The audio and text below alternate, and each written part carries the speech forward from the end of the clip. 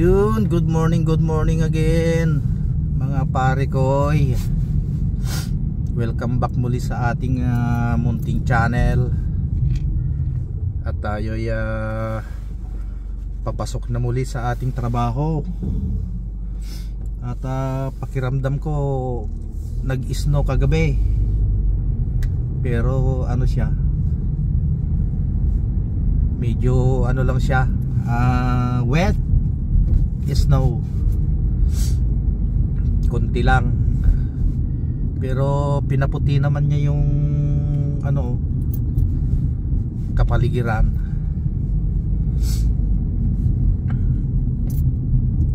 At madulhas, matigas.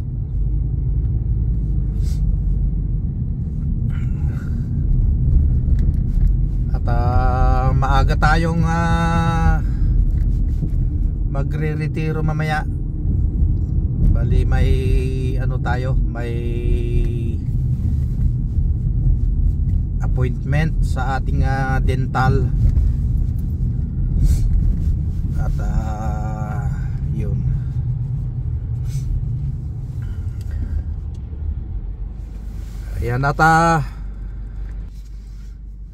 Ayan at ating pag-uusapan kung magkano nga ba ang ating binabayad sa ating dental pag nagpa-dental. Update natin mamaya. Tingnan natin yung mga sinesend ng insurance kung magkano ang binabayaran. At kasi ang usapan dito, bali insurance ang nag-handle ang pagbayad sa ating dental. At sila na rin ang nakikipagtransaksyon sa may dental, yung insurance. Bali ang dental, siya na lang yung nagsisend ng mga bills doon sa insurance. At doon na rin nagbabayad si insurance sa dental. Ganun lang yung niya, ang proseso niya. Pero sa amin wala nang problema, basta yung transaksyon, kung magkano man yung binabayaran doon, sila na lang ang bahala. Basta may laman lang yung yung insurance mo. Kasi ang parte naman namin doon, bali kami lang yung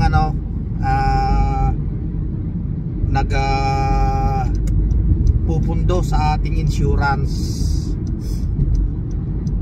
Bali pala yun, hati, hindi hati, mas marami yung contribution ng ng kumpanya. Kasi kumpanya ang nag-provide yung insurance, health insurance. Yun, para mas malinaw. Yung kasama doon yung health insurance na provide ng kumpanya na pinagtatrabahuan. Tapos si kumpanya nagko-contribute ng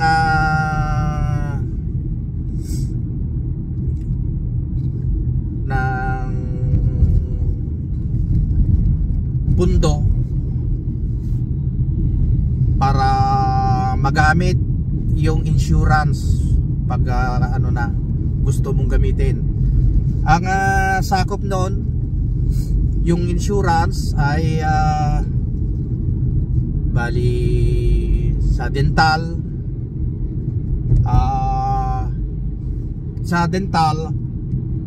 bali 100%. ang babayaran ng insurance. Tapos yung pag naman sa glass, may pulis na naman. Pag sa glass naman, bali 80% ang binabayaran ng insurance, bali 20% ang nilalabas naming na bayad, paunang bayad, ganyan. Kunwari yung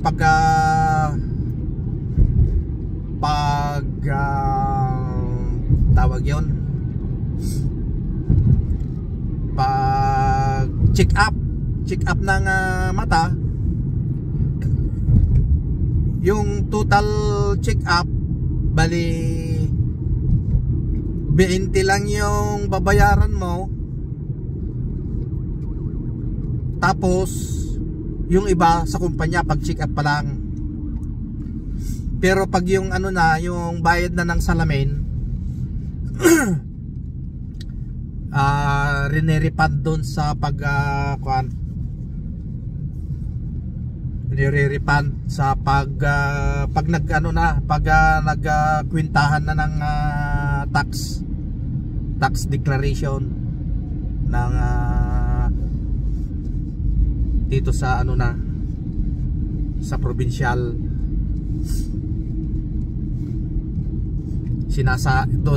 Doon na namin na sinasali.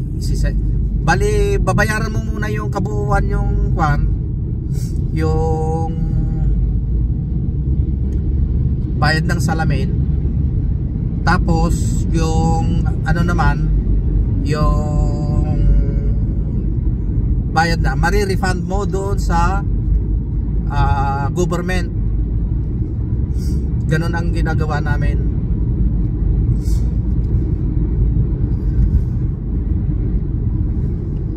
Yun lang. Pati massage pala, massage. Pag sa massage, 80% ang binabayaran ng insurance, bali 20% ang sa tao, sa amin bro. Pero okay na rin. Tapos ang covered pa rin yan pag bumili ka ng mga gamot, ganun pa rin, 20%. Bali pag bumili ka ng $100 worth na gamot, bali $20 ang babayaran mo na membro. Tapos yung insurance na yung 80%, yung $80 ang babayad sa insurance. Mali yata yan. Yung insurance ang magbabayad ng $80 yung natira sa 20%. Ganon, maraming benepisyo rin. Kaya lang minsan yung last 3 years hindi kami nagpadintal. Nasayang lang yung kasi ang covered ko sa aking insurance sa company, kasi yung kinuha ko family. Kaya tatlo kaming membro sa pamilya. Yung ako, yung asawa ko, saka yung anak ko. Kaya bali ang bawat isa sa amin 1,000. Kaya kaming tatlo, bali 3,000 ang naiipon sa mahigit 3,000 ang naiipon sa kada taon. Kaya ang laking sayang yung the rest na 3 taon na hindi kami nakapag medical. medical check up. Kaya ngayon lubos-lubusin ko na. Ngayon pa lang nagpapaano na ako, nagpapa-schedule na ako ng dental. Maya-maya may may dental check up ako. Dental check up, dental tawag 'yon. Appointment. Nandito na tayo sa kuan. Nandito na tayo sa trabaho. At itutuloy ko naman na lang mamaya para ipapakita ko sa inyo yung babayaran, yung mga kung magkano ang binabayaran sa insurance, kasi nag-i-email lang naman yung yung insurance kung magkano ang binayad niya sa dental clinic. Yan, at papasok muna tayo sa ating trabaho. Magtrabaho muna tayo. Tapos yun ipapakita ko sa inyo kung magkano nga yung binabayaran. Tignan natin doon sa email ng insurance. So let's go. Hindi muna ako magbibideo dyan sa loob kasi mahirap mahirap mag-video mag-isa habang nagtatrabaho. Yan. Say stay tuned. We'll come back. Ayan, nandito na tayo sa bahay. At napapansin nyo, medyo tabingi yung labi ko. Kasi kanina tinurukan nila ng ng anesthesia. Pero dito ngayon may pakiramdam na, pero dito wala, namamanhid pa mula dito hanggang dito, hanggang dito. Ito manhid pa kasi kanina ito yung nila, tinurukan nila ng anesthesia, tapos doon dito sa taas. Pero yung pinakagrabe dito ang maraming nilagay na anesthesia. Kasi doon yung ngipin na yon nakaganyan siya, nakikita na yung pinaka niya, kumbaga yung nakabaon. Kaya doon nila nilagyan ng maraming anesthesia. Pero medyo matagal-tagal na pa rin, namamanhid pa rin. Dito wala na Kaya pag nanguso ako, medyo tabingi pa rin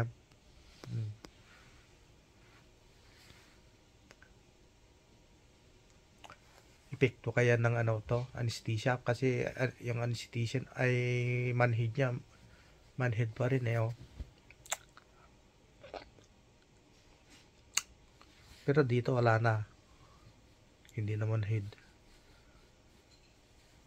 Kanina mula dito manhid yan, kaninang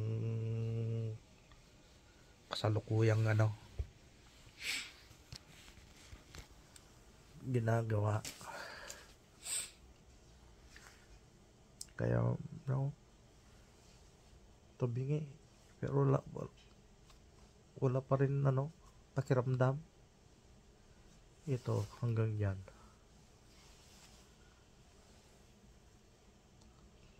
Pero yung dila ko, yung kalahati, may pakiramdam na. Pero konti pa, parang may konti pang, pero may parang nararamdaman ko ng pakiramdam.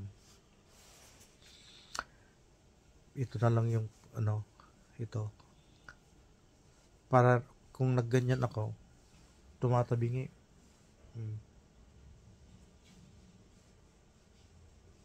Sabi na, tinanong ko dun sa nagturok ng anesthesia, sabi niya, frozen daw, frozen. Normal lang daw. Pero kanina pa oh. Ito, nawala na yung manhead. Pero dito, parang ano pa rin oh. Lalo na dito sa bibig ko.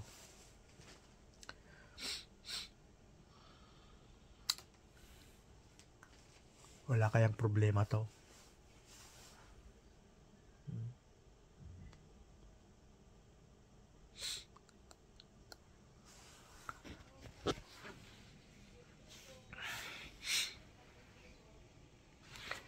At yan na magkano naman kaya ang kinakaltas sa akin sa yung ano para sa insurance.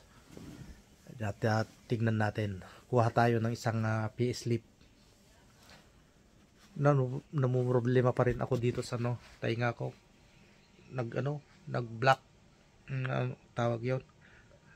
Kanina pag galing ko sa trabaho, parang nabingi. Hanggang ngayon bingi pa rin Meron naman na naririnig, kaya lang konti, parang umuugong.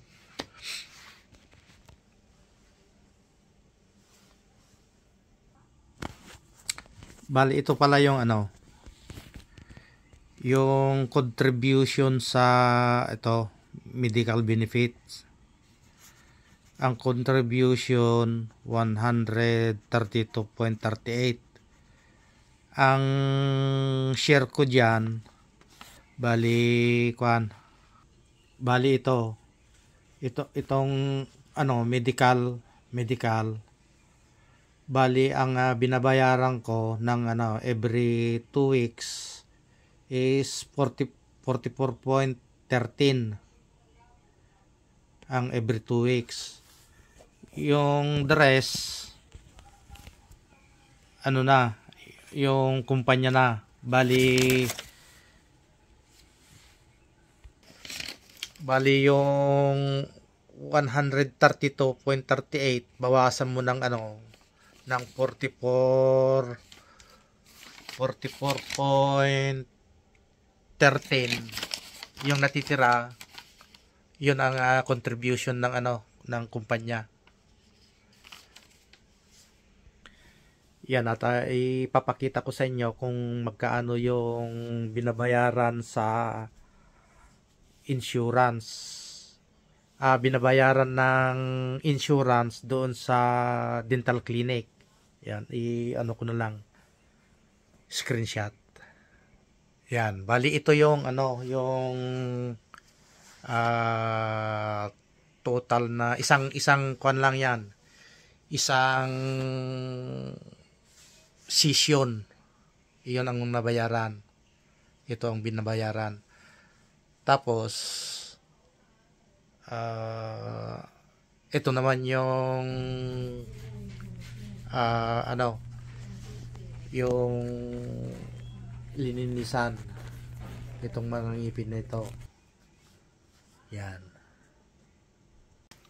Yun, hanggang dito na lang po ang ating simpleng video ngayong araw. At ingat po palagi. At special shout out po sa ating masugid na mga subscriber na walang sawang nanonood sa ating YouTube channel. At goodbye, God bless, and bye-bye.